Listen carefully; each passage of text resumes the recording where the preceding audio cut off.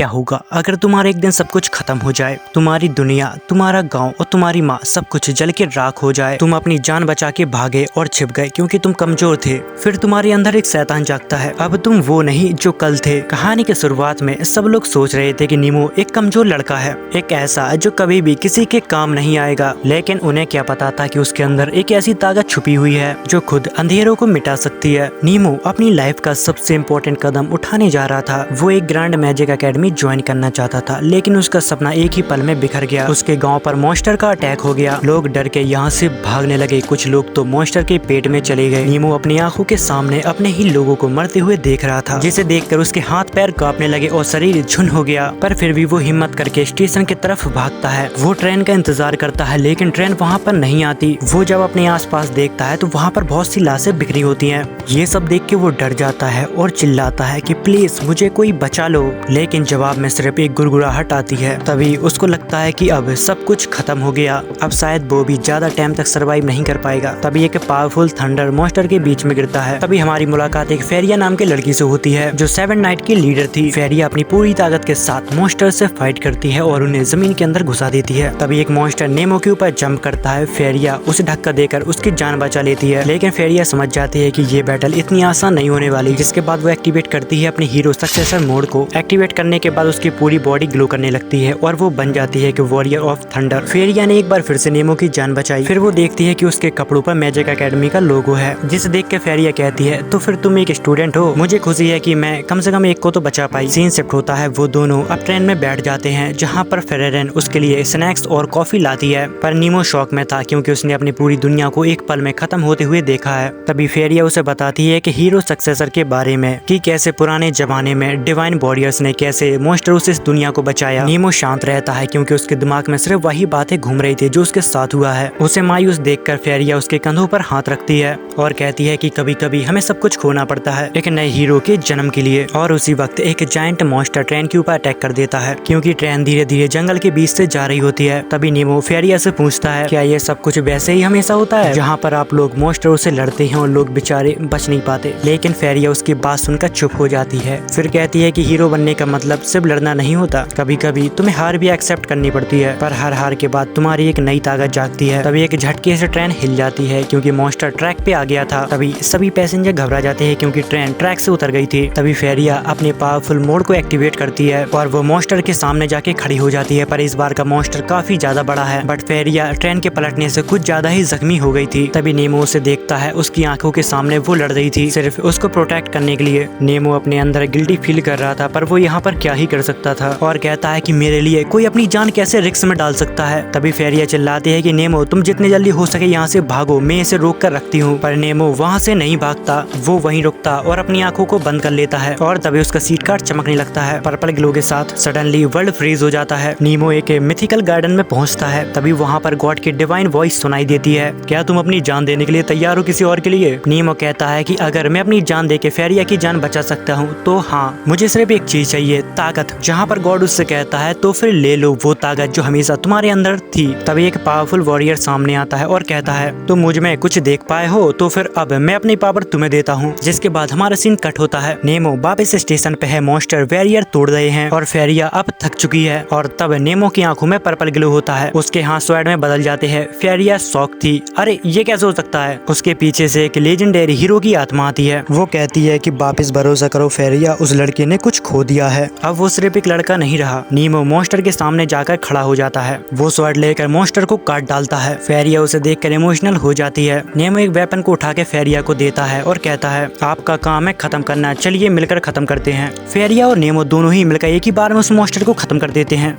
Scene shift होता है। फेरिया Nemo को एकेडमी ले जाती है। वो ट्रेन से उतरता है, लेकिन फिर भी उसके दिमाग में वही सब कुछ चल रहा था। गाँव, लाशें, फेरिया के सेक्रीफाइस, उसके दिमाग में बस यही सब चल रहा था। फेरिया उसके हाथ में कॉफी थमाती है और कहती है ये मैजिक एकेडमी तुम्हें सिर्फ मैजिक नहीं सिखाती, असल में अंदर की ताकत कैसे जगाई जाती है वो भी सिखाते हैं। तभी एलन पेपर बैग के बहाने थोड़ा दूर हो जाती है। तभी नेमो उससे पूछता है क्या ये ट्रेन के रिपेयर के लिए है? उसकी बात सुनकर फेरिया मुस्कुराने लगती है और कहती है नहीं, ये तुम्हारे न्यू लाइफ के चैप्टर की पेपर वर्क है। सीन कट होता है, जिसके बाद हमें एक लड़के को दिखाया जाता है जो भागते हुए आता है। उसके हाथ में एक बड़ा सा कार्ड था। फेरिया उसे देखती है और कहती है कि क्या लेके आए हो जॉय? जो गर्व से कहता है कि मैंने एक ड्रैगन को मारा है, इसीलिए तो सब लोग मुझे स्ट्रॉन्गेस्ट आइस हीरो कहते हैं। दरअसल दरअसल जो ऐसा बंदा है जो हमेशा शो ऑफ करता है और अपने अकड़ में रहता है। जिसके बाद फेरिया नेमो को एक मीटिंग में ले जाती है जहाँ पर सभी इलाइट बैठे होते हैं। तभी फेरिया सभी को बताते हैं कि आज से ये न्यू मेंबर है 7 नाइट का। उसकी बात सुनकर सभी मेंबर शॉक हो जाते हैं। उनमें से एक मेंबर कहता है कि अरे ये तो बच्चा है एक गाँव का, ये हमारे साथ 7 नाइट के मेंबर में शामिल नहीं हो सकता। फेरिया उन्हें बताती है कि ये लड़का काफी ज्यादा ताकतवर है, इसने मेरे सामने एक बड़े से मॉन्स्टर से फाइट की जिसके अंदर खुद वॉरियर वाली ताकत है और उसको लेजेंडरी हीरो ने चुना है। ये सुनकर रूम में एक गहरी खामोशी छा जाती है। जिसके बाद नेमो को ऑफिशियल 7 नाइट का मेंबर बना दिया जाता है। इंसेप्ट होता है। जिसके बाद फेरिया जॉय को कहकर नेमो को टूर दिलाती है एकेडमी का। तभी जॉय उसे एक बहुत ही पुराने स्टैचू के पास ले जाता है और कहता है कि हम सबको इसी लेजेंडरी वॉरियर से पावर मिलती है जिससे हम लोगों को बचा पाते हैं। वो दोनों टूर के साथ बातें कर ही रहे होती है। इतनी देर में एक लाइब्रेरियन वहाँ पर आती है जो काफी क्यूट थी। वो नेमो को अपने साथ लाइब्रेरी में ले जाती है और बताती है कि ये जगह उन लोगों की यादों से भरी है जिन्हें दुनिया भूल गई है। नॉर्मली स्टूडेंट को कार्ड तब मिलता है जब वो ट्रेनिंग को कंप्लीट कर लेते हैं, पर तुम्हें तो समय ने खुद चुना है। जिसके बाद नेमो को समझ नहीं आती और वो चुप हो जाता है। इतनी ही देर में यहाँ पर जो आता है। वो बोलता है चल भाई तुझे और भी कुछ दिखाना है वरना तुझे लगने लगेगा कि हीरो बन के सिर्फ लेक्चर सुनना है। जिसके बाद सीन कट होता है और हमें नेमो को दिखाया जाता है जो अब थक चुका था। वो जब रूम का दरवाजा खोलता है तो वहाँ पर फेरिया होती है जिसे देखकर फेरिया कहती है कि स्वागत है तुम्हारे इस महल में, यहाँ पर तुम, मैं और एलन बस तीनों ही साथ में रहेंगे। जिसे सुनकर नेमो को एक झटका लगता है और वो कहता है क्या मैं सच में इस वर्ल्ड का हिस्सा बन गया हूँ। अगले दिन नेमो अपनी पहली क्लास को अटेंड करता है जहाँ पर प्रोफेसर ब्लैक बोर्ड पे पढ़ा रहे थे 7 नाइट ऑफ हिस्ट्री और सभी स्टूडेंट एकदम मन लगा के पढ़ रहे थे। प्रोफेसर सभी को बता रहे होते हैं कि काफी लंबे समय पहले 7 नाइट ने एक ईविल गॉड को हरा कर इस दुनिया को बचाया था।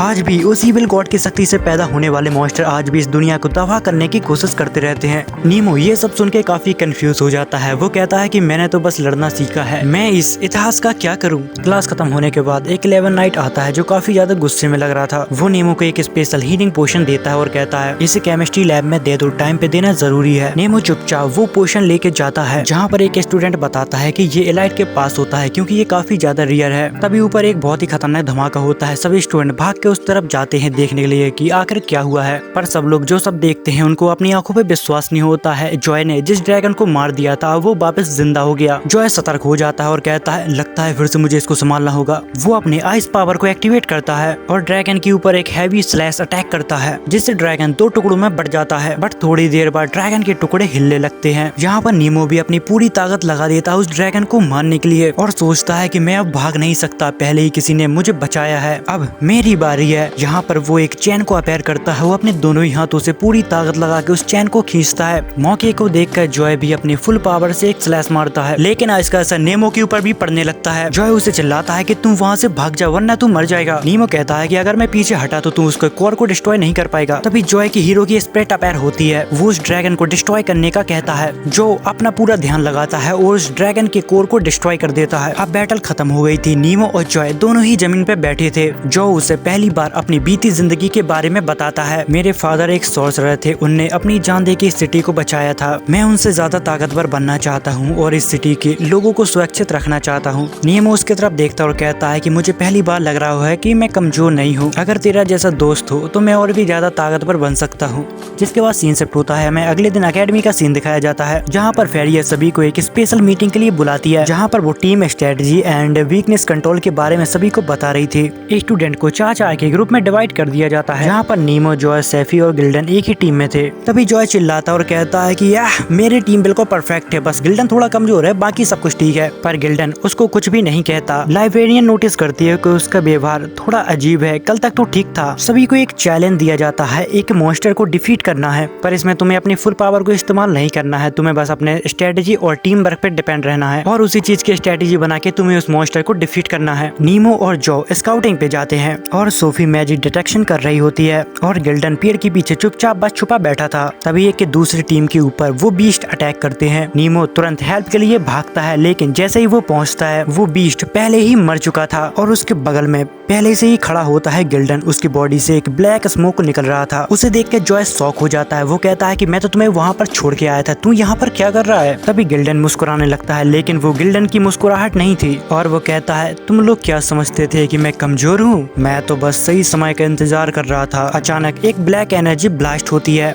जहाँ पर गिल्डन प्योर डेमोनिक फॉर्म में ट्रांसफॉर्म हो जाता है। तभी जो उसके ऊपर अटैक करता है और कहता है तू मेरा पहला टीममेट था, क्या तुझे दिखाई नहीं दिया कि मैं तुझे ही अपना फ्रेंड मानता हूँ। हूँ। गिल्डन गुस्से में कहता है, दोस्त तुम लोगों ने हमेशा मुझे इग्नोर किया और मुझे सबसे कमजोर माना। तुम लोग बस मुझे हमेशा सपोर्ट की तरह इस्तेमाल करते थे। तभी नीमो उसकी आंखों में देखता और कहता है कि मैं भी कभी एक समय पे ऐसा ही फील करता था। सब लोग मुझे कमजोर और निकम्मा समझते थे। मुझे भी लगता था कि मैं बोझ हूँ, पर मैं तुम्हें खत्म नहीं करना चाहता। मैं तुम्हें वापस लाना चाहता हूँ गिल्डन। नीमो अपनी शर्ट को ग्राउंड पर रख देता है, गिल्डन की तरफ हाथ बढ़ाता है। फेरिया ये सब छत पर से देख रही थी और वो कहती है कि नीमो तुम्हारे अंदर ताकत के साथ साथ एक लीडर का दिल भी है। तभी फारिया वहाँ पर आती है और उसके पास बैठ जाती है और कहती है कि तुम आज थक गए होगे ना। नीमो बड़े उदास मन से कहता है कि हाँ मैं थक गया हूँ और मुझे लगता है कि मेरे अंदर कुछ गलत है। मुझे लगता है कि मेरे अंदर कुछ छुपा हुआ है। फारिया उसका हाथ पकड़ती है और कहती है कि तुम्हारे अंदर कुछ भी गलत नहीं है। जिसके बाद सीन कट होता है, हमें ग्रेथ, गिल्डन और जॉ को दिखाया जाता है। गिल्डन को होश आता है और कहता है कि तुम्हारे साथ यहाँ पर रहना काफी अजीब लग रहा है। तभी ग्रेथ कहता है कि मुझे खुशी है कि तुम अब अच्छा महसूस कर रहे हो। तभी गिल्डन उन्हें बताता है कि मुझे जलन हो रही है कि प्रेसिडेंट नीमो के पास गई है। तभी ग्रेथ कहता है कि क्या तुम्हें सच में याद नहीं है कि पॉइजन के बाद तुम्हारे साथ क्या हुआ था और किसने तुम्हारी जान बचाई। उन्हें ये तो पता था कि पॉइजन एक इंसिडेंट है, पर फिर भी इसमें किसी बाहर वाले का काम होगा ही होगा। लगता है कोई उन्हें निशाना बना रहा है, वो कहीं एकेडमी के अंदर ही है, पर अभी इस बात का कोई प्रूफ नहीं है। ये बस एक अनुमान है क्योंकि अचानक उनके साथ कुछ ज्यादा ही घटनाएं घटने लगी। ऐसा कभी भी नहीं होता था। तभी हमें फारिया की चिल्लाने की आवाज आती है। दरअसल उसने खाने को जला दिया था। उसकी आवाज सुन के नीमो भी वहाँ पर आता है कि आखिर माजरा क्या है। तभी फारिया उससे कहती है कि मुझे माफ करना, मैं ज्यादा कुछ नहीं बना पाती, मुझे बस कुकीज बनानी आती है। वो कहता है कोई बात नहीं। इतनी देर में वहाँ पर एक बिल्ली आती है। तभी नीमो कहता है ये किसी का पेट है क्या। फारिया कहती है हाँ, वो नॉर्मली मेरे रूम में ही रहता है। लगता है इस बिल्ली को मेरी याद आ रही थी इसलिए वो मुझे देखने के लिए आई है। जब नीमो उस बिल्ली की तरफ हाथ बढ़ाता है तब वो बिल्ली उसके ऊपर काफी ज्यादा गुस्सा होने लगती है और वहाँ से भाग जाती है। जहाँ पर फेरिया कहती है कि मैंने आज से पहले इसको इतने गुस्से में नहीं देखा। जिसके बाद हमें अगले दिन का सीन दिखाया जाता है जहाँ पर नीमो की मदद करते करते फेरिया काफी ज्यादा थक जाती है, जिससे उसका सिर घूमने लगता है और उसको एक जरूरी काम भी आ जाता है। जहाँ पर वो एलन से कहती है कि जब तक मैं वापस नहीं आ जाती तुम इसका अच्छे से ख्याल रखना और हाँ इसको कहीं भी नहीं जाने देना। जिसके बाद नीमो एलन से पूछता है कि वो इतनी सख्त है तो मेरी इतनी चिंता क्यों कर रही है। एलन उसे कॉफी देती है और कहती है कि वो बस उसका नेचर है, वो बस अपने हीरो की ताकत से सबको बचाना चाहती है। हम जब तक तुम्हारे विलेज तक पहुँचे जब तक सभी लोग मारे जा चुके थे, सिर्फ तुम ही बचे थे, इसलिए वो तुम्हारी इतनी ज्यादा फिक्र करती है क्योंकि वो उस समय कुछ नहीं कर पाई, इसलिए वो तुम्हारे ऊपर इतने ज्यादा ध्यान देती है। नीमो को काफी ज्यादा गिल्टी फील होता है और वो कहता है कि मेरी इतनी चिंता करने की कोई जरूरत नहीं है, मैं तो बस एक बोझ हूँ। जिसके बाद हमें रात का सीन दिखाया जाता है जहाँ पर नीमो अपने कमरे में लेट कर किताब को पढ़ रहा था। इतनी ही देर में वहाँ पर फेरिया आती है, उसके पीछे जॉ और ग्रेथ भी आते हैं। उसी के साथ गिल्डन भी ठीक हो चुका था इसलिए वो नीमो से मिलने के लिए आया था और वो कहता है कि तुम मुझे प्रेसिडेंट के पेट की तरह लग रहे हो। जिस पर नीमो कहता है चुप कर, मैं उसका पेट नहीं हूँ। वो कुछ और कहने वाला था लेकिन फारिया उसका मुंह बंद कर लेती है। तभी जो कहता है कि मुझे तो ऐसा लग रहा है कि एक चूजा अभी अभी अंडे से बाहर निकला है। वो सभी लोग मिलकर उसकी टांग खींच रहे थे। इतनी ही देर में यहाँ पर मिस सोफीटाई यानी कि वो लाइब्रेरियन आ जाती है। तभी हमें ग्रेथ को दिखाया जाता है जो नीमो के लिए एक प्राचीन काल की जड़ी बूटियों से मिलकर एक दवा बना रहा था। वो कहता है इसे पीकर तुम बहुत ही जल्दी ठीक हो जाओगे। इसी के साथ वो ये भी कहता है कि मुझे तुम्हारी फिक्र है, जितनी जल्दी हो सके उतनी जल्दी बैटल फील्ड पे आ जाओ। जिसके बाद वो लोग टाइम पास करने के लिए कार्ड खेलते हैं। जिसके बाद सीन कट होता है। अब नीमो और फारिया वॉक के लिए जाते हैं जहाँ पर फारिया उससे कहती है तुम अब अच्छा महसूस कर रहे हो, क्या कोई दिक्कत तो नहीं है? अगर दिक्कत हो तो तुम मुझे बता सकते हो। इतनी ही देर में वो बिल्ली यहाँ पर आ जाती है। वो खुलेआम घूम रही थी जहाँ पर फारिया कहती है कि यहाँ पर बिल्लियाँ अलाउड नहीं है, तो मुझे जल्द से जल्द इसको पकड़ के कमरे में बंद करना होगा वरना सबको पता चल जाएगा कि मेरे पास बिल्ली है और वो इस बिल्ली को यहाँ से निकाल देंगे। पर नीमो जैसे ही उस बिल्ली को पकड़ने के लिए जाता है वो बिल्ली यहाँ से डर के भाग जाती है। अब उनकी टेंशन और भी ज्यादा बढ़ जाती है। जिसके बाद वो लोग बहुत कोशिश करते हैं पर उस बिल्ली को नहीं पकड़ पाते। बिल्ली को पकड़ते पकड़ते उनको यहाँ पर रात हो जाती है। वो बिल्ली छत पर जाती है और एक जगह पे फंस जाती है। उसके पीछे पीछे वो लोग भी छत पर पहुंच जाते हैं जहाँ पर वो बिल्ली फंसी हुई थी। तभी अचानक वो लकड़ी का टुकड़ा टूट जाता है और वो बिल्ली ऊपर से सीधा नीचे गिरने लगती है। तभी नीमो उसे बचाने के चक्कर में डाई मार देता है। बिल्ली तो बच जाती है पर वो अब सीधा नीचे गिरने वाला था। तभी फारिया आके पूरी ताकत से उसका हाथ पकड़ लेती है। तभी नीमो कहता है कि तुम मुझे छोड़ दो, मैं एक बोझ हूँ, तुम खामखा मेरी चिंता कर रही हो। फारिया कहती है कि नहीं नहीं, तुम मुझ पर बोझ नहीं हो, मैं सिर्फ इसलिए कर रही हूँ क्योंकि मुझे अच्छा लगता है। बट फारिया ज्यादा देर तक उसको होल्ड नहीं कर पाती, वो दोनों ही अब नीचे गिरने लगते हैं। वो दोनों नीचे गिर के जख्मी हो पाते इससे पहले नीमो एक वॉल को पकड़ लेता है। नीमो ये सब देख के काफी शॉक हो जाता है क्योंकि उसे समझ नहीं आता कि उसके अंदर साला इतनी पावर आ कहाँ से गई। जहाँ पर हमें पता लगता है कि जो नीमो की स्पिरिट है उसने उसकी मदद की थी। दूसरी तरफ पता नहीं कैसे वो बिल्ली नीमो को अब पसंद करने लगी थी, अब वो उसी के साथ रहती है।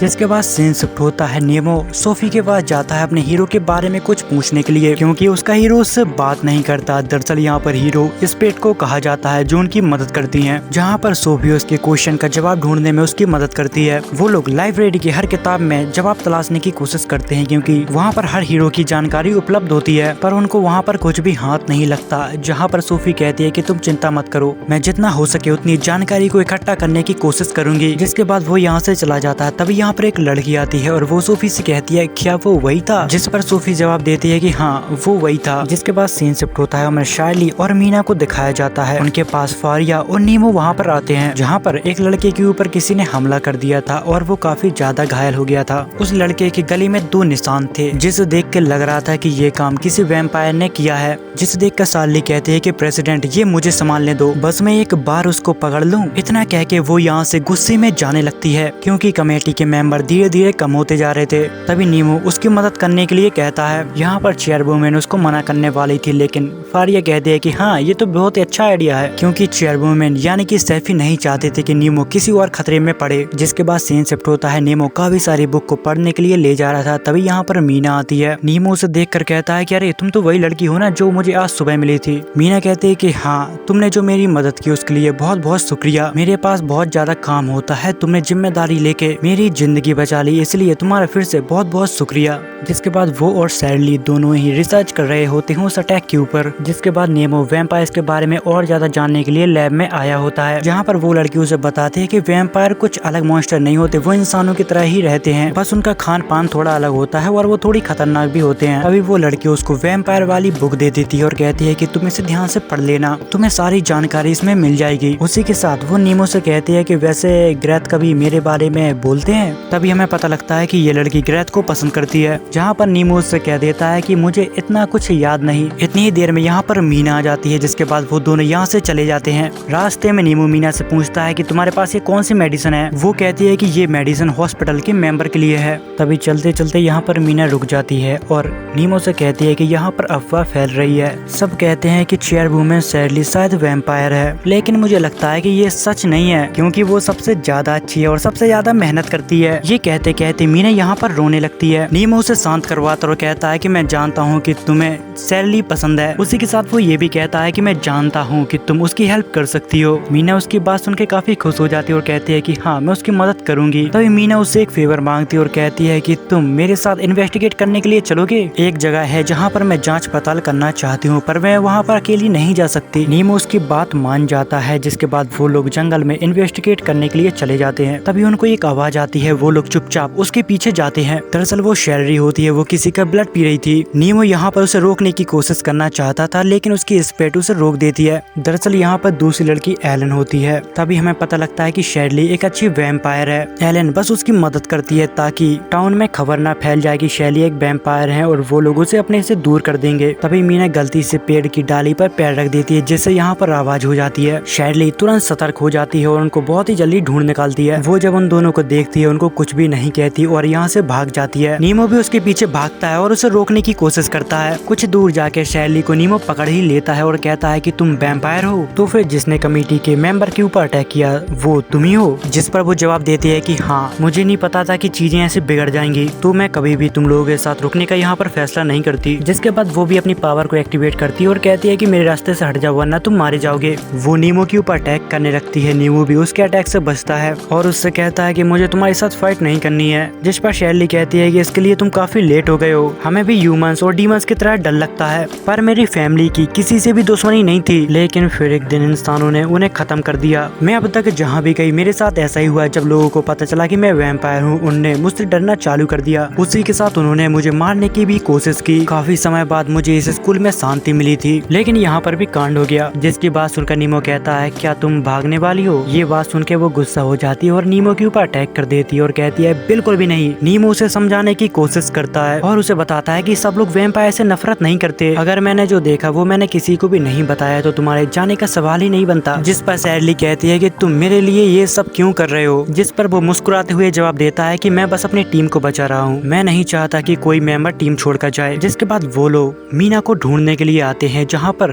क्योंकि मीना ने भी सब कुछ देखा था, अब उनको डर था कि मीना किसी को कुछ बता ना दे। नीमो उसे बताता है कि मैं जानता हूँ कि वो किसी को भी कुछ भी नहीं बताएगी, वो मुझसे कह रही थी कि मुझे तुम्हारी मदद करनी है, मुझे यकीन है कि वो समझेगी और किसी को भी नहीं बताएगी। तभी आसमान में कुछ मॉन्स्टर दिखाई देते हैं, जहाँ पर वो एलन को अपने साथ ले जा रहे थे। जिसके बाद वो दोनों उनका पीछा करते करते एक कार्सल में पहुँचते हैं। वो जो देखते हैं उन्हें अपनी आंखों पर विश्वास नहीं होता, क्योंकि एलन को किडनैप करने वाली कोई और नहीं मीना ही थी, और वो एक वैम्पायर भी है। अभी तक स्कूल में जो सब भी हुआ वो सब मीना ने ही किया था, क्योंकि वो इसके पीछे चेयरवुमन यानी कि शार्ली को फंसाना चाहती थी। जिसके बाद चुटकी बजाते ही सारे मॉन्स्टर उनके ऊपर अटैक करने लगते हैं। शार्ली यहाँ पर कुछ ही देर में उन सभी मॉन्स्टर को खत्म कर देती है। शार्ली मीना से पूछती है कि ये सब करके आखिर तुम करना क्या चाहती हो। मीना कहती है कि मैं इस दुनिया को खत्म करके एक नई दुनिया बनाना चाहती हूँ। मीना का प्लान था कि अगर उसने 7 नाइट को निपटा दिया फिर उसके सामने कोई भी देश नहीं टिक पाएगा। जिसके बाद वो एक नई दुनिया बनाना चाहती है जहाँ पर वैम्पायर सेफली रह सके। बट शार्ली उसके ऑफर को ठुकरा देती है। जहाँ पर मीना को अब बहुत ज्यादा गुस्सा आ गया था, वो सीधे जाके शार्ली के ऊपर अटैक कर देती है और नीमो को उठाकर फेंक देती है और उन्हें उनकी औकात याद दिलाने लगती है और कहती है कि हमारे साथ मिल जाओ, फायदे में रहोगे। जिसके बाद वो शार्ली को मारने जाने लगती है। नीमो उसे रोकने की कोशिश करता है, पर नीमो उसके सामने बहुत कमजोर था, वो खून से लथपथ हो गया था, लेकिन फिर भी वो हार नहीं मानता। जिसके बाद उसके और नीमो के पीछे जबरदस्त फाइट होती है। नीमो उसका एक हाथ काट डालता है, बट मीना को तो इससे कोई फर्क ही नहीं पड़ता। थोड़ी देर नीमो पिटता है, इतनी ही देर में शार्ली को भी होश आ जाता है। शार्ली अपनी इमॉर्टल पावर का इस्तेमाल करती हुई मीना को यहाँ पर रोकने की कोशिश करती है। जिसके बाद यहाँ पर आग लग जाती है। उसे लगता था कि इससे मीना जल जाएगी, पर मीना को तो ज्यादा कुछ फर्क नहीं पड़ता। ये सब होते हुए नीमो भी देख रहा था। तभी उसकी स्पिरिट आती है और कहती है कि अपनी दिल और पावर की सुनो। तभी नीमो शार्ली से कहता है कि तुम कुछ देर तक उसको अपनी फ्लेम में उलझाए रखो। यहाँ पर शार्ली को लगता है कि उसके पास शायद कोई प्लान होगा। मीना को जब ये सब पता चलता है तो वो नीमो के ऊपर अटैक करने लगती है। मौके को देखकर शार्ली अपने इमॉर्टल फ्लेम में उसको जलाने लगती है। मौके को देखकर नीमो भी अपने हाथ में एक बहुत ही खतरनाक अटैक की तैयारी करने लगता है, और जैसे ही शार्ली वहाँ से हटती है वो उसके ऊपर अटैक छोड़ देता है। जिसके बाद मीना एक ही झटके में खत्म हो जाती है। लेकिन उसके जाने का सभी को बहुत दुख था, क्योंकि बहुत लंबे समय से वो उनके साथ रह रही थी।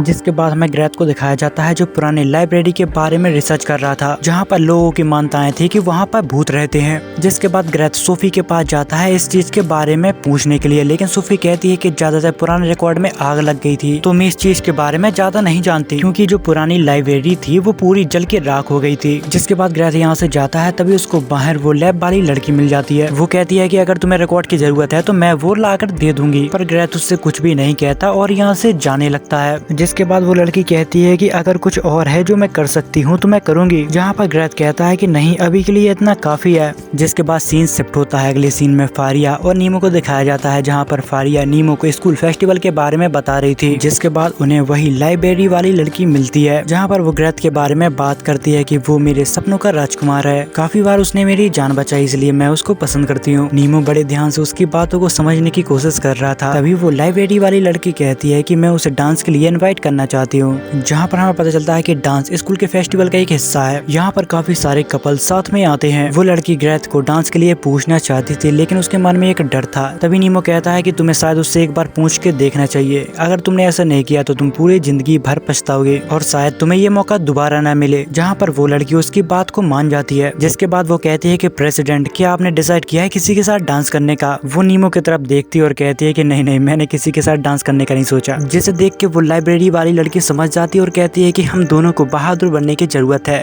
तो फिर तुम भी कोशिश करके देखो। इतना कहकर वो यहाँ से चली जाती है। जिसके बाद हमें अगले सीन को जो को दिखाया जाता है, जिसे नीमो पूछता है कि तुम किसके साथ डांस करने वाले हो, जिस पर गिल्डन कहता है कि अरे ये तो मैं सोफी से प्यार करता है। उसी के साथ गिल्डन सभी को अपने कार्ड बताता है कि मेरे पास काफी सारे लेटर आए हैं, इनमें से जो मुझे अच्छा लगेगा मैं उसके साथ जाऊंगा। तभी वो नीमो से कहता है कि तुम्हारे और प्रेसिडेंट के पीछे चीजें कैसे चल रही हैं। गिल्डन उसे बताता है कि मैं इसलिए पूछ रहा हूँ क्योंकि उसने काफी सारा टाइम तुम्हारे देखभाल में बिताया है, मुझे लगता है कि तुम सही रास्ते पे जा रहे हो। इतनी ही देर में यहाँ पर शैरली आ जाती है और वो नीमो से पूछती है कि तुम फेस्टिवल में किसके साथ डांस करने वाले हो, जिस पर नीमो कहता है कि नहीं मुझे नहीं पता। तभी शैरली उससे कहती है क्या तुम मेरे साथ डांस करोगे।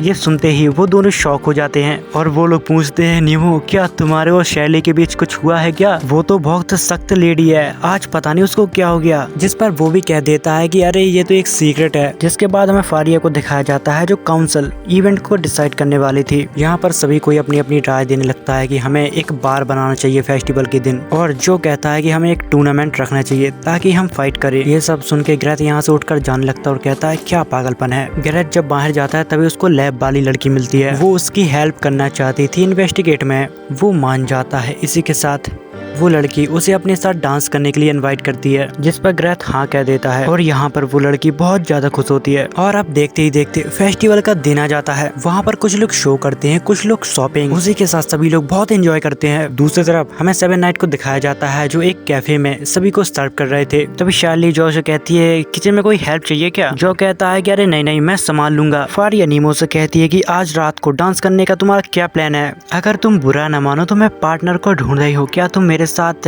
डांस करोगे। जिस पर वो कहता है कि मुझे माफ करना, शैली ने मुझसे पहले पूछ लिया था। इनकी बातें शैली भी छुपकर सुन रही थी और कहती है कि ये परफेक्ट टाइमिंग है नीमो, क्या तुम मेरे सवाल का जवाब दोगे। यहाँ पर फारिया थोड़ी गुस्सा हो जाती है और कहती है कि तुम किसके साथ डांस करोगे, मेरे साथ या शैली के साथ, तुम्हें दोनों में से किसी एक को डिसाइड करना होगा। यहाँ पर नीमो काफी बड़ी प्रॉब्लम में फंस गया था। तभी वो कहता है क्या मैं तुम दोनों के साथ डांस नहीं कर सकता। जिस पर वो लोग कहते हैं बिल्कुल भी नहीं, तुम्हें हम में से किसी एक को ही चुनना होगा। तभी गिल्डन दूर से आवाज मारता है अरे भाई नीमो क्या तुम इसे मिस सोफी के पास ले जाओगे। जिसके बाद नीमो खाने को लेकर मिस सोफी के पास चला जाता है, जहाँ पर सोफी उससे कहती है कि मुझे लगता है कि तुम फेस्टिवल को बहुत अच्छे से एंजॉय कर रहे हो। जिस पर नीमो उससे कहता है क्या मैं तुमसे कुछ पूछ सकता हूँ। वो अपने फीलिंग के बारे में उसे बताता है, जहाँ पर मिस सोफी उसे बताती है कि ये लव है, इसके काफी सारे फॉर्म होते हैं, लेकिन मुझे विश्वास है कि तुम जो भी फील कर रहे हो वो लव के अंदर ही आता है। जिसके बाद वो अपने दोस्त के बारे में सोचता है और कहता है कि लगता है उसे यही प्रॉब्लम है। वो अपनी फीलिंग को अलग अलग तरीकों से एक्सप्रेस करती है। जिसके बाद नीमो वापस कैफे आता है, जहाँ पर जो उससे कहता है कि इतनी देर तुम कहाँ बिजी बने रहे, कैफे तो बंद हो गया है। जिस पर वो कहता है कि ओह मुझे माफ करना, फेरिया कहाँ पर है। तभी गिल्डन उसे बताता है कि वो काउंसिल रूम में गई है एलन के साथ, वो ऐसे दिनों में भी काफी काम करती है। तभी जो नीमो से कहता है कि मैंने सुना है कि तुम्हें शैली और प्रेसिडेंट दोनों से इन्विटेशन मिला है, अरे ब्रो तुम किसके साथ डांस करने वाले हो। जिसके बाद नीमो शैली के पास जाता है, जिस पर वो कहती है क्या तुम मेरे सवाल का जवाब देने आए हो। तभी नीमो उससे कहता है कि मैं सोच रहा था कि तुम्हें मेरे बजाय एलन से पूछना चाहिए डांस के लिए। जिस पर वो कहती है कि मैं उससे पूछ नहीं सकती क्योंकि मैं एक वैम्पायर हूँ, लेकिन मैं एलन के बिना रह भी नहीं सकती,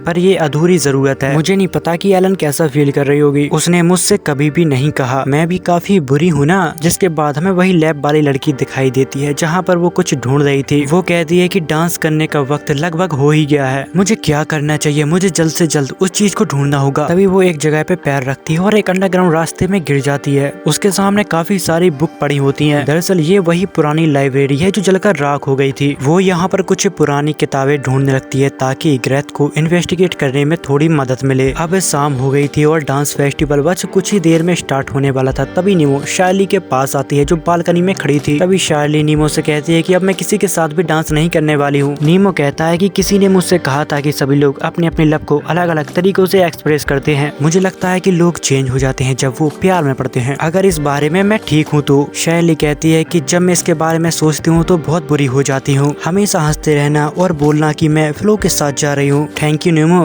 तुमने मुझे अपना मन बनाने के लिए मदद की। और कहती है कि अब तुम भी प्रेसिडेंट के साथ डांस करने वाले हो। वो एक ऐसी पर्सन है जो बहुत अच्छी है, अच्छा होगा कि तुम उसे ना रुलाओ। इतना कह के वो यहाँ से चली जाती है। तभी नीमो के पीछे उसकी स्प्रेट अपेयर होती है। दूसरी तरफ हमें फारिया और एलन को दिखाया जाता है, जहाँ पर शैली एलन से पूछती है क्या तुम्हारे पास थोड़ा वक्त है। और फिर सीन कट होता है जहाँ पर हमें फारिया और नीमो को डांस करते हुए दिखाया जाता है। नीमो यहाँ पर काफी ज्यादा घबराया हुआ था। फारिया उससे कहती है कि नहीं कोई दिक्कत नहीं है, तुम अच्छा कर रहे हो। और उनके बगल में एलन और शैली डांस कर रहे थे और दूसरी तरफ जॉ और गिल्डन बस एंजॉय कर रहे थे, उनको डांस से बिल्कुल भी फर्क नहीं पड़ता। सीन शिफ्ट होता है और हमें लैब वाली लड़की को दिखाया जाता है जो एक अलग ही रूम में आ गई थी। वहाँ पर कुछ ग्लो कर रहा था। वहाँ पर एक एशियंट बुक रखी होती है जो पर्पल और एक साथ फ्लो हो रही थी। जिसके बाद सीन कट होता है, जिसके बाद वो लड़की ग्रेथ के पास जाती है, जहाँ पर ग्रेथ कहता है कि तुम कहाँ गायब थी। तभी वो कहती है कि मुझे माफ करना सेनपाई, मैं आपके लिए कुछ भी नहीं ढूंढ पाई। तभी ग्रेथ कहता है चलो कोई बात नहीं। जिसके बाद वो दोनों ही डांस करते हैं। यहाँ पर वो लड़की उसके उसके साथ बहुत ज्यादा खुश होती है। तब ग्रेथ उसे देखता है, वो शॉक हो जाता है। वो बस उसे लाइब्रेरी के बारे में बताने ही वाली थी, इतनी ही देर में वो क्रिस्टल बन के टूट जाती है। ग्रेथ को ये सब देख के एक झटका लग जाता है और वो यहाँ पर चीखने लगता है।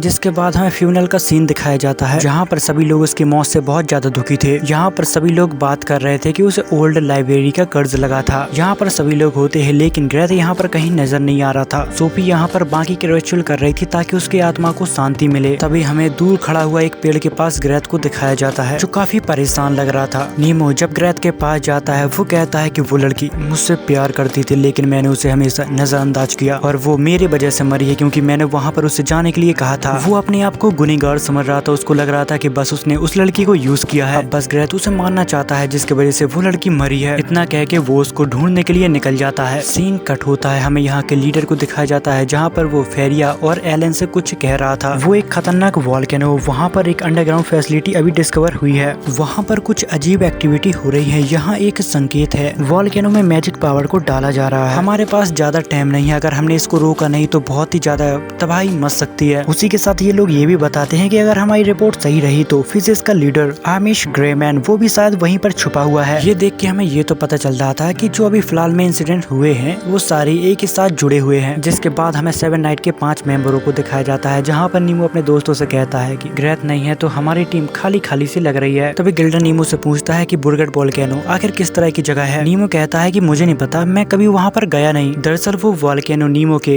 होम टाउन के काफी ज्यादा नजदीक है। जिसके बाद नीमो उसी लैब वाली लड़की के कब्र पे जाता है। उसे देखकर सोफिया भी उसके पीछे आती है। वो कहती है कि हमेशा किसी न किसी स्टूडेंट की डेथ होती है, लेकिन इसे एक्सेप्ट करना काफी ज्यादा मुश्किल है। अरे हाँ, मैं तो शायद भूल गया था, दरअसल उस लड़की का नाम कैरल है। तभी नीमो कहता है कि मैं कैरल को ज्यादा समय से तो नहीं जानता, पर इतना मैं जानता हूँ कि वो एक बहुत ही अच्छी लड़की थी। जिस पर सोफी कहती है कि हाँ, तुम एक जवान लड़के की तरह हो, इसलिए तुम्हारा हीरो तुम्हारी मदद करता है। मुझे पूरा यकीन है कि तुम सबको बचा सकते हो। जिसके बाद हमें फारिया को दिखाया जाता है, जहाँ पर उसके पास उसकी स्प्रेड आती है। वो कहती है जब ये बैटल खत्म हो जाएगी तुम्हें कुछ लाइट से मिलेगी, कुछ ऐसा जो लाइट जैसा होगा और पुरानी लाइब्रेरी का सच बाहर आएगा। इतना कह के वो लेडी यहाँ से गायब हो जाती है। जिसके बाद हमें ग्रेथ को दिखाया जाता है, जो पुरानी लाइब्रेरी के बारे में रिसर्च कर रहा था। उसे पता लगता है कि गेनियस को इनोमिया ने मारा था। दरअसल इनोमिया वही लेडी है जो फारिया की स्पिरिट है। जिसके बाद इनोमिया के ऊपर कर्ज लग गया था और वो भी मारी गई थी। जिसके बाद हमें अगले दिन का सीन दिखाया जाता है, जहाँ पर नीमो जागता है, उसे किसी का गाना सुनाई दे रहा था। तभी हमें वालकनी में फारिया गाना गाते हुए दिखाई देती है। तभी नीमो उसके पास आता है, जहाँ पर फारिया कहती है मुझे माफ करना, मैंने शायद तुम्हें जगा दिया। वो कहता है कि नहीं, ऐसी कोई भी बात नहीं है, तुम बहुत ही अच्छा गाती हो। वो कहते हैं कि मुझे बताया गया था कि ये गाना लेडी इनोमिया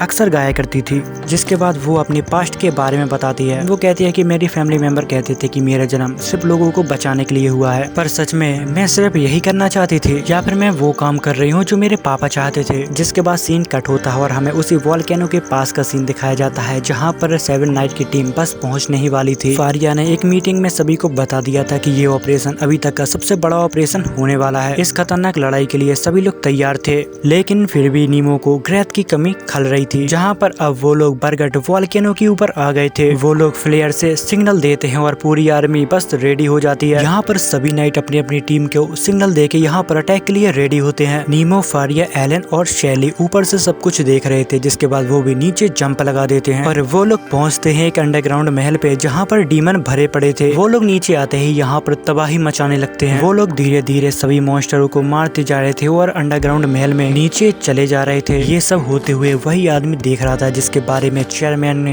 हमको बताया था कि वो भी वहीं कहीं पर छुपा होगा। वो लोग चलते चलते एक अजीब जगह पे पहुंचते हैं, जहां पर मॉन्स्टर को बनाने वाली फैक्ट्री थी। जहां पर फारिया उनसे कहती है कि देखो यहाँ पर एक बहुत ही बड़ा कैप्सूल टूटा हुआ है, आखिर इतने बड़े कैप्सूल में क्या होगा। तभी उनके ऊपर एक अचानक से हमला हो जाता है। तभी हमें एक अजीब सी लड़की को यहाँ पर दिखाया जाता है। उसके पास एक बहुत ही खतरनाक आर्मर था जो सिर्फ सॉर्सरर के पास होता है, पर ये कैसे हो सकता है। तभी यहाँ पर 2 लोग और आते हैं। वो लोग ग्रेट गोड के सेवक थे। दरअसल ग्रेट गोड ने उनको चुना था अपनी सेवा के लिए और वो लोग कहते हैं कि हम इंसानियत को डिस्ट्रॉय करके रख देंगे। नीमो उन दोनों से कहता है कि तुम दोनों को बड़े ध्यान से फाइट करनी होगी, क्योंकि वो लोग आम लोग तो नहीं है, वो बहुत ही खतरनाक सॉर्सरर हैं। उसकी बात पूरी हो पाती है इससे पहले वो लोग इनके ऊपर अटैक करने लगते हैं। यहाँ पर कुछ अलग सीन होने लगता है। फारिया समझ जाती है कि वो लोग हमें अलग अलग करने की कोशिश कर रहे हैं। तभी वो लड़की कहती है कि क्या हुआ 7 नाइट, डर लग रहा है क्या। शार्ली एक काजरधारी विस्खापड़े के ऊपर अटैक करती है और वो समझ जाती दी कि सच में ये तो काफी ज्यादा स्ट्रॉन्ग है। वो आदमी अपनी ब्लैक मैजिक से उसके पैर को पकड़ लेता है। दूसरी तरफ नीमो एक दूसरे नाइट से फाइट कर रहा था। वो कहता है कि तुम्हारे जैसा कमजोर लड़का मुझे रोक नहीं सकता, पर तुम मुझे अपनी असली पावर नहीं दिखा रहे हो जो तुमने वैम्पायर को हराने में लगाई थी। तभी सीन शिफ्ट होता है और हमें जॉ को दिखाया जाता है जो वॉल्केनो के ऊपर सभी मॉन्स्टरों का सफाया कर रहा था। जिसके बाद हमें फारिया को दिखाया जाता है जो उस लड़की के सामने ज्यादा देर तक नहीं टिक पाई थी। वो लड़की कहती है कि ये वही पावर है जिससे तुम अपने पावर पे घमंड कर दी हो, पर तुम तो बहुत कमजोर हो, तुम्हें शायद अपनी 7 नाइट के लीडर होने का पद छोड़ देना चाहिए। ये बात सुनकर फारिया को और भी ज्यादा गुस्सा आने लगता है और वो फिर से उसके साथ फाइट करने लगती है। दूसरी तरफ वो नाइट नीमो से कहता है कि तुम्हें मुझसे डर लग रहा है क्या? अगर ऐसी बात है तो तुम्हें अपने 7 नाइट के पोस्ट को छोड़ देना चाहिए और मेरे यहाँ तो सम्मान से मर जाना चाहिए। तभी नीमो से एक सवाल पूछता है। वो कहता है कि तुम्हारे साथ वो 2 लोग और हैं, क्या तुम उनकी परवाह करते हो? वो कहता है बिल्कुल भी नहीं, मैं सिर्फ अपनी परवाह करता हूँ। जिस पर नीमो कहता है बिल्कुल मुझे यही उम्मीद थी। तभी वो वॉल में एक क्रैक मारता है और यहाँ पर धुआं धुआं कर देता है और अचानक नीमो उन डीमंस के ऊपर अटैक करने लगता है। अब 7 नाइट एक दूसरे की फाइट में मदद करने लगे थे जिससे उन लोगों को लड़ाई करने में काफी ज्यादा दिक्कत हो रही थी, लेकिन फिर भी उनका एक अटैक इनके 10 अटैक बराबर था। लेकिन 7 नाइट को फिर भी उनके साथ फाइट करने में काफी ज्यादा दिक्कत हो रही थी। तभी वो नाइट नीमो के ऊपर अटैक करता है। नीमो सीधा जाके उस लड़की के ऊपर गिरता है। वो नाइट बिना किसी की परवाह किए उन दोनों के ऊपर अटैक करता है जिससे वो दोनों ही खत्म होने वाले थे, लेकिन नीमो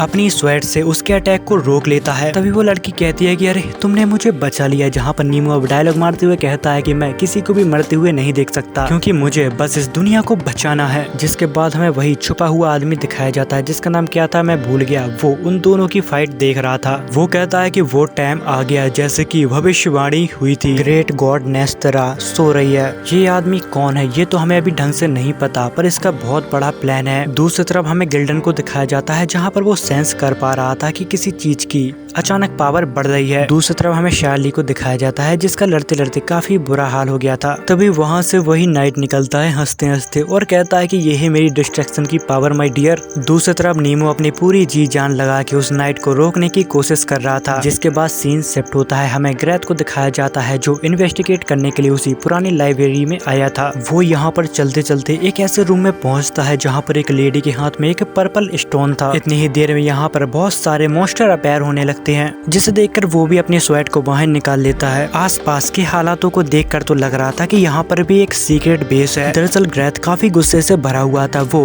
कैरल का बदला लेना चाहता था, इसलिए वो बहुत बुरी तरह से एक एक करके सभी मॉन्स्टरों को मारने लगता है। दूसरी तरफ वॉल्केनो के पास बहुत से मॉन्स्टर मर चुके थे, पर अब भी बहुत सारे मॉन्स्टर आते जा रहे थे और अकेडमी की आर्मी अब उनका सामना नहीं कर पा रही थी क्योंकि वो लोग काफी देर से लड़ रहे थे और वो अब थक चुके थे। दूसरी तरफ नीमो भी उन नाइट से बहुत ही बुरी तरह से पिट रहा था, लेकिन फिर भी नीमो हार मानने का नाम नहीं ले रहा था। बार बार उनके ऊपर अपनी पूरी ताकत से अटैक करता रहता है। ये देख के फारिया और शार्ली में भी लड़ने की ताकत आ जाती है, जिसके बाद वो भी उन्हीं के साथ फाइट करने लगती है। अभी उनमें से एक नाइट काफी ज्यादा गुस्सा हो जाता है और बोलता है कि तुम्हारी हिम्मत कैसे हुई मेरे सामने जबान चलाने की, अब तुम सारे लोग मरोगे। इस अटैक से उसके टीममेट भी उसे रोकने की कोशिश करते हैं, लेकिन वो किसी की भी नहीं सुनता। उसके दिमाग में बस खून सवार होता है। तभी नीमो यहाँ पर कहता है कि मुझे पता था कि वो एक साथ बिल्कुल काम नहीं कर सकते। तभी फारिया कहती है कि वो लोग कितने भी ताकतवर हो पर वो लोग एक नहीं है, इसलिए हमारे जीतने की उम्मीद अभी भी है। दूसरी तरफ जॉ और गिल्डन अपनी आर्मी का हौसला बढ़ा रहे थे कि दुश्मन चाहे जितना ताकतवर हो लेकिन हम मरते दम तक हार नहीं मानेंगे। दूसरी तरफ हमें नाइट को दिखाया जाता है जो 7 नाइट से फाइट कर रहे थे। तभी उनको अचानक एक झटका सा लगता है। वो लोग अपनी स्पिरिट के ऊपर ज्यादा देर तक कंट्रोल नहीं कर पाते हैं और उनकी स्पिरिट की बेड़ियां टूट जाती हैं और वो यहाँ पर आजाद हो जाते हैं, जिस वजह से उनकी बॉडी की वाट लग जाती है, जिस वजह से वो यहाँ पर बहुत ज्यादा कमजोर पड़ जाते हैं। और मौके को देखकर नीमो और शैली उनके ऊपर अटैक करने लगते हैं और कुछ देर में उसको खत्म कर देते हैं, जिसे देखकर दूसरा नाइट डर जाता है और वो यहाँ से भागने लगता है। पर यहाँ पर उन नाइट में से एक लड़की यहाँ पर खड़ी होती है, जिससे देखकर शैली कहती है कि लगता है तुमने अपना नियंत्रण खो दिया है, इसलिए अब तुम क्या करोगी। दूसरी तरफ गैथ एक मॉन्स्टर को मारते मारते थक चुका था, लेकिन वो मर ही नहीं रहा था। तभी उसकी मदद करने यहाँ पर सोफी आ जाती है। तभी सीन शिफ्ट होता है जहाँ पर नीमो फारिया और शार्ली से कहता है कि तुम दोनों मंदिर जाओ, मेरे बिना मेरी चिंता मत करो, मैं ठीक रहूंगा। फारिया समझ जाते हैं कि नीमो के दिमाग में कोई प्लान है, जिसके बाद वो दोनों यहाँ से चले जाते हैं। जिसके बाद नीमो उस लड़की से कहता है कि आखिर में तुम और मैं भाई बहन की तरह हैं। उस लड़की को लगता है कि इसे भी शायद मेरे मास्टर ने बनाया होगा, जिस पर वो कहती है कि बताओ तुमने हमें धोखा क्यों दिया, तुम भी चुने गए हो बिल्कुल हमारी तरह। इतना कह के वो नीमो के ऊपर अटैक करने लगती है, लेकिन अब वो नीमो के सामने काफी ज्यादा कमजोर थी, जिस पर नीमो कहता है क्योंकि मैं आजाद हूँ और मैं एक नई जिंदगी चाहता हूँ। तभी हमें दूसरी तरफ फारिया और और शैली को दिखाया जाता है, जहाँ पर वो लोग बात कर रहे थे कि मुझे उम्मीद है कि वो ठीक होगा। वो लोग आमिस ग्रे मैन की तरफ बढ़ रहे थे। तभी हमें दूसरी तरफ एक फाइट को दिखाया जाता है, जहाँ पर वो लड़की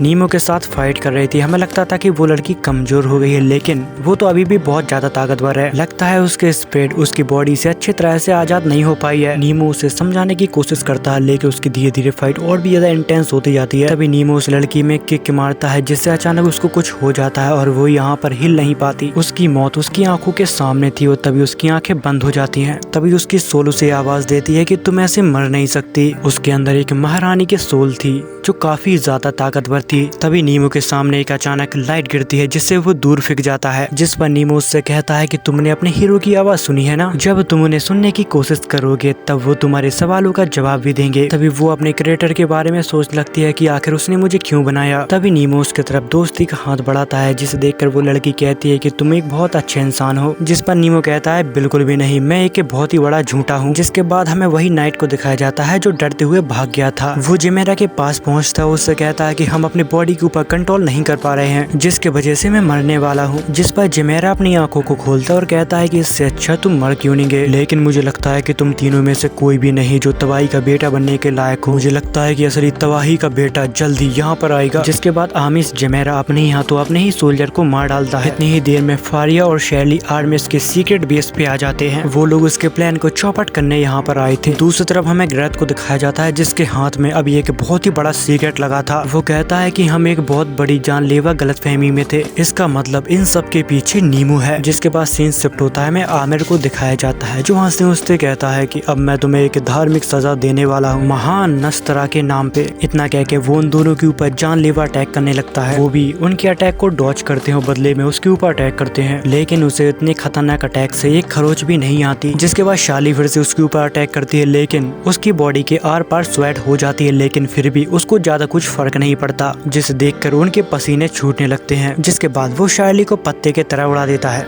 तो आज के लिए इतना ही। अगर आपको ये कहानी अच्छी लगी तो इसका पार्ट 2 मैं बहुत ही जल्दी बना दूंगा। बस आपको कमेंट करके मुझे बताना है कि आपको ये कहानी कैसी लगी। तो फिर मिलते हैं अगले वीडियो के साथ, तब तक के लिए बाय।